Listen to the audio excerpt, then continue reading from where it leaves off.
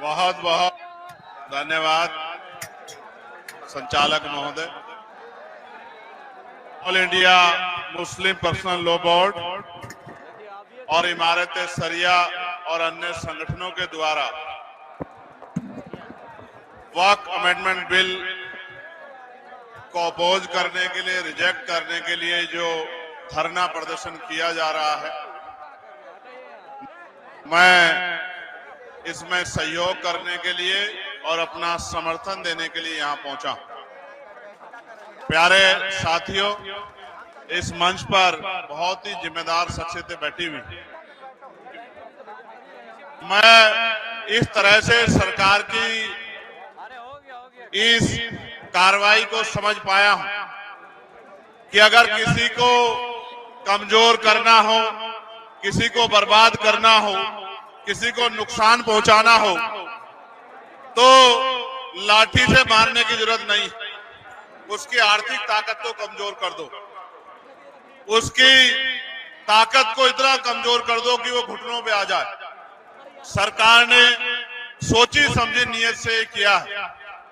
जिस दिन ये बिल, अमेंडमेंट बिल पार्लियामेंट में आया था, उस दिन भी हमारी party Azad Samaj party Bhim army इसके विरोध में खड़ी थी।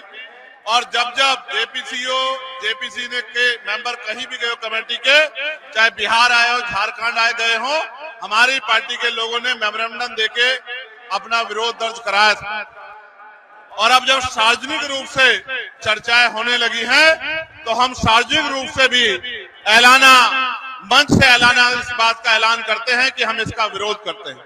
उसका एक कारण भी, हम संविधान को मानने वाले लोग, और संविधान ने हर धर्म को धार्मिक आजादी दी है। आर्टिकल 24, 25, 26, आर्टिकल 14, 15, 16, 17, 18, 19 वो लोगों को प्रोटेक्ट करता है, ताकत देता है, उनको अवसर देता है विरोध करने का, आगे बढ़ने का, तरक्की करने का, अपने अधिकारों का संरक्षण करने का।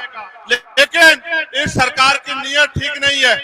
कल मुझसे कोई पत्रकार ये कह रहा था कि मोदी जी ने सौगात दी है, ईद पे किट दे रहे, तो मैंने उनसे कहा, सियासत इस कदर लोगों पर एहसान करती है, पहले आंखें छीन लेती है, फिर चश्मे दान करती है।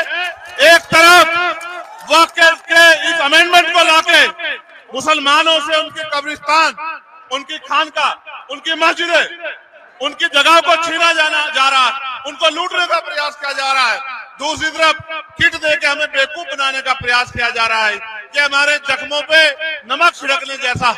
हम इनकी बातों में नहीं आएंगे। हमें संविधान ने प्रोटेक्शन का अधिकार दिया है, प्रोटेस्ट का अधिकार दिया है। हम अपने आप को प्रोटेक्ट भी करेंगे और हम बड़े से बड़े धरना प्रदर्शन करके इस सरकार को चैलेंज भी करने का काम करेंगे। और मैं बहुत जिम्मेदारी से कह रहा हूं, बहुत जिम्मेदारी से कह रहा हूं, एक बार जीवन मिलता है, बार बार नहीं मिलता। जीवन इसलिए याद रखा जाता है कि आपने क्या किया।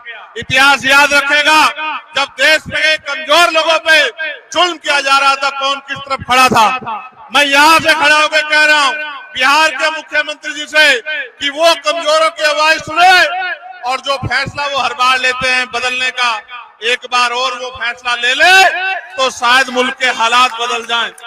मेरे आज भी याद है, लोकसभा चुनाव से पहले मैं यहाँ आया था, मैंने उनसे आग्रह किया था कि आपकी छवि बहुत अच्छी है, आपको देश में शक्ति का निर्माण करना चाहिए, सारे दलों को इकट्ठा करना चाहिए। उन्होंने बात तो मानी, लेकिन अंत समय पे वो बदल गए।